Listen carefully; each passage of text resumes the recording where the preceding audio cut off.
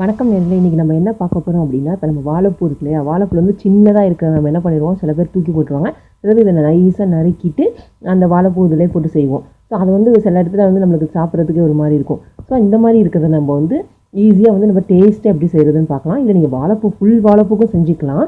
இப்போ இந்த மாதிரி உள்ளதையும் நம்ம வந்து வேஸ்ட் பண்ணாமல் இதையும் செஞ்சு டேஸ்ட்டாக செஞ்சு சாப்பிட்லாம். இப்போ நம்ம என்ன பார்க்க போகிறோம் அப்படின்னா, வாழைப்பூவில் வடை எப்படி செய்கிறதுன்னு பார்க்க போகிறோம்.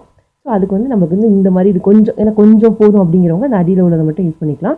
இதை நான் அப்படியே நறுக்கிக்க போகிறேன். அடுத்து இதுக்கு வந்து இஞ்சி பூண்டு வேணும். இஞ்சி பூண்டு விழுது நீங்கள் யூஸ் பண்ணாலும் சரி, இஞ்சி பூண்டு நான் அது ஏன்னா எல்லாமே அரைக்க தான் போகிறோம். ஸோ அதனால் எடுத்துக்கிறேன். இதுக்கு வந்து கடலப்பருப்பு வந்து கொஞ்சோண்டு, ஏன்னா கொஞ்சம் தான் இருக்குது இல்லையா, இது கொஞ்சம் தான் இருக்குது. ஸோ இவ்வளோ அளவு வந்து நான் என்ன பண்ணியிருக்கேன்னா, இதில் வந்து ஒரு 1/4 மணி நேரம் ஊற வச்சா போதும். அதுக்கப்புறம் வெங்காயம் வந்து ஏன்னா சின்னமாக இருக்கிறதால ஒரு பெரிய வெங்காயமாக இருந்துச்சுன்னா பாதி வெங்காயம் நறுக்கிக்கோங்க. அடுத்து கருவேப்பிலை. அடுத்து இது வந்து சோம்புத்தூள் ஒரு 1/4 ஸ்பூன் யூஸ் பண்ணிக்கோங்க. மஞ்சத்தூள் கொஞ்சோண்டு. இதுக்கு தேவையான அளவு உப்பு வச்சுருக்கேன். ஸோ இங்கே பாருங்கள், இதுக்கு வந்து வெங்காயம், இஞ்சி பூண்டு, அதுக்கடுத்து உப்பு, கருவேப்பிலை, சோம்புத்தூள், மஞ்சள் தூள். ஃபஸ்ட்டு நம்ம அரைக்க வேண்டியது எதுனா, இந்த கடலப்பருப்பு, இது வாழைப்பூ வந்து நம்ம நறுக்கி வச்சுக்கணும். நறுக்கிட்டு அது இஞ்சி பூண்டு விழுது இருந்தால் போட்டுக்கோங்க, இல்லைன்னா எல்லாத்தையும் இது 3 மட்டும் தான், இஞ்சி பூண்டு கடலப்பருப்பு இது 3 மட்டும் தான் அரைச்சிட்டு, அதுக்கப்புறம் இதெல்லாம் வந்து அந்த அரைச்சத்தோடு மிக்ஸ் பண்ண போகிறோம். ஃபஸ்ட்டு இதை நம்ம நறுக்கிக்கலாம்.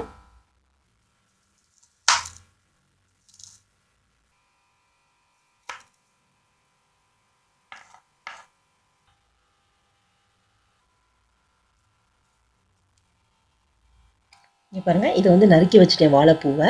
இவ்வளோதான் வந்திருக்கு. இது ரொம்ப ஈஸியாக நறுக்கிடலாம். இது வந்து ரொம்ப சின்னமாக நறுக்கணும்னு இல்லை, நம்ம வந்து அரைச்சிட போகிறோம், அதனால் ஒன்றும் பிரச்சனை இல்லை. இப்போ நம்ம வந்து ஃபஸ்ட்டு வந்து கடலப்பருப்பை வந்து ஃபஸ்ட்டு ஒரு சுற்றிட்டு அப்புறம் வந்து வாழைப்பூ, இஞ்சி பூண்டெல்லாம் போட்டுக்கலாம். கடலப்பருப்பு போட்டுக்கலாம். பாருங்கள், 1க்கு பாதி அரைச்சாச்சு. இதில் வந்து இப்போ வந்து 1க்கு பாதி அரைச்சாச்சு. இப்போ நம்ம அந்த வாழைப்பூயும் சேர்த்து அரைக்கிறப்ப நல்லா நைஸ் ஆயிரும். இதில் இஞ்சி பூண்டு போட்டுப்போம். கல் உப்புனா கல் உப்பு போட்டுக்கோங்க. நைஸ் உப்பு அப்புறம் பிசைஞ்சிக்கிறேனாலும் ஓகே. நான் கல் உப்பு போட்டுக்கிறேன். கல் உப்பு போடுறது தான் உங்களுக்கு நல்லது. இல்லாட்டி கல் உப்பு நீங்கள் வந்து மிக்சியில் நைஸாக அரைச்சி வேணால் டப்பாவில் வச்சுக்கோங்க. தனியாக நைஸ் உப்பு அப்படின்றது வாங்குகிற வேலையை வச்சுக்க வேண்டாம். போடுறேன். எவ்வளோ நைஸாக அரைக்க முடியுமோ அரைச்சிக்கலாம். ரொம்ப நைஸாக வர்றது லைட்டாக குறக்குறன்னு இருக்கும். அப்போ தான் நம்மளுக்கு வடைக்கும் பிரச்சனை இல்லை. இதை நம்ம அரைச்சிக்கலாம். அரைச்சாச்சு. இதில் வந்து ரொம்ப தண்ணிலாம் ஊற்றிடாதீங்க. நம்ம வந்து கடலப்பருப்பே வந்து நம்ம தண்ணி இல்லாமல் தான் லைட்டாக தண்ணி நிறைய மாதிரி ஊற வச்சுட்டு அதுக்கப்புறம் அரைச்சிருங்க. இது வந்து ஈஸியாக அரைச்சிரும். 1 நிமிஷம் கூட வந்து நல்லா சாஃப்டாக அரைச்சிரும்.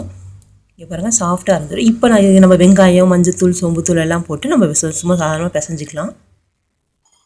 அரைச்சாச்சு. இது நீங்கள் வந்து அரைச்சோடனே செய்யணும். ஏன்னா வந்து என்ன ஆகுனா கருப்பாக ஆகிட்டே வரும் வாழைப்பூ. அதனால நம்ம அரைச்சோடனே செஞ்சுருந்து பாருங்க. நம்ம எடுத்து இப்போ தான் வச்சேன், உடனே வந்து கருப்பாகிடுச்சு. அடியில் பண்ணதாக இருக்குது. ஸோ உடனே சுற்றுங்க, இல்லைன்னா கொஞ்சம் டார்க்காக கருப்பாக இருக்க மாதிரி இருக்கும். இதில் 1/4 ஸ்பூன் சோம்புத்தூள், கொஞ்சமாக மஞ்சத்தூள், கருவேப்பிலை, அப்புறம் நம்ம நறுக்குனா வெங்காயம் பிசைஞ்சுக்கோங்க. உப்பு இதான் பார்த்துக்கோங்க, இல்லைன்னா வேணும் நைஸ் உப்பு போட்டுக்கலாம்.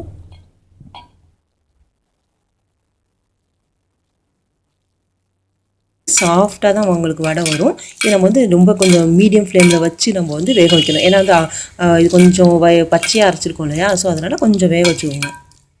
நல்லா மீடியம் ஃப்ளேமில் வச்சு நல்லா வேக வச்சுக்கணும்.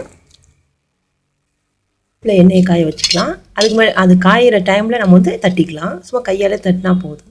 இலையெல்லாம் தட்டணும் வராது அப்படிலாம் ஒன்றும் கிடையாது. நம்ம ஈஸியாக தட்டிட்டு இப்படி தட்டிகிட்டே நம்ம வந்து டேரெக்டாகவே எண்ணெயில் போட்டுடலாம். தட்டி வைக்கணும்னு கூட அவசியம் கிடையாது.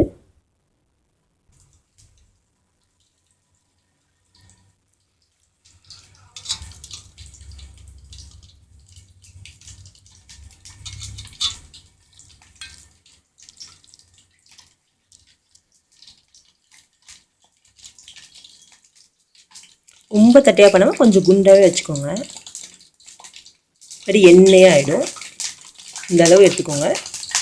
எலுமிச்சம் அளவு எடுத்துக்கிட்டு தட்டிக்கலாம். எடுத்து போடலாம். எண்ணெய் காஞ்சிடுச்சு. நல்லா ஈஸியாக எடுக்க வரும். எல்லா ஐட்டத்துக்கும் இந்த எண்ணெய் வந்து இப்படி நிறையா இருக்கு இல்லையா, அதெல்லாம் அடங்கிடுச்சுனாலே வெந்துருச்சுன்னு சொல்லுவாங்க. முறுக்கு எது போட்டாலும். ஸோ அந்த மாதிரி இந்த பாருங்கள், நிறையா இருக்குது. நம்ம மீடியம் ஃப்ளேமில் வச்சுருக்கோம். அந்த நுரை அடங்கினாலே உங்களுக்கு வந்து கொஞ்சம் ஒரு பக்கம் வெந்துருச்சுன்னு அர்த்தம். திருப்பி போட்டுக்கலாம். இது வெந்துருச்சு, இன்னொரு பக்கம் திருப்பி போட்டுக்கலாம். நல்லா வெந்துருச்சு. சிம்மில் வச்சு இப்போ நம்ம எடுத்துடலாம். சரியான வாழைப்பூ வடை வந்து ரெடி ஆயிடுச்சு. இது ரொம்ப சுவையாக இருக்கும். நீங்கள் நிறையா பேர் அந்த வாழைப்பூ அடியில் உள்ளதை வந்து நம்ம நறுக்கிறதுக்கும் ஆள் போடுவோம். ஏன்னா பிசு பிசுன்னு ஒட்டும், தேவையில்லைன்னு தூக்கி போடுவோம். அதுக்கு பதில் ஈஸியாக நறுக்கி இது மாதிரி அரைச்சோம்னா ரொம்ப டேஸ்ட்டாக இருக்கும். நீங்கள் 2 விதமாக வாழைப்பூ வந்து பொரியல் மட்டும் செஞ்சுட்டு இருக்காமல் இந்த மாதிரி வடை செஞ்சிங்கன்னா இது வந்து எண்ணெயும் ஒட்டவே ஒட்டாது. இப்போ பார்த்தீங்கன்னா எண்ணெய் உங்களுக்கு ஒட்டவே ஒட்டாது. ஸோ இதை நீங்கள் வந்து நல்ல டேஸ்ட்டாக இருக்கும். நம்ம சூடாக அப்பப்போ செஞ்சு சாப்பிட்டுக்கலாம். ரொம்ப ஈஸி. இது வந்து செஞ்சு பாருங்கள். இந்த வீடியோ உங்களுக்கு ரொம்ப பிடிச்சிருக்குன்னு நினைக்கிறேன். லைக் பண்ணுங்கள், ஷேர் பண்ணுங்கள், சப்ஸ்கிரைப் பண்ணுங்கள்.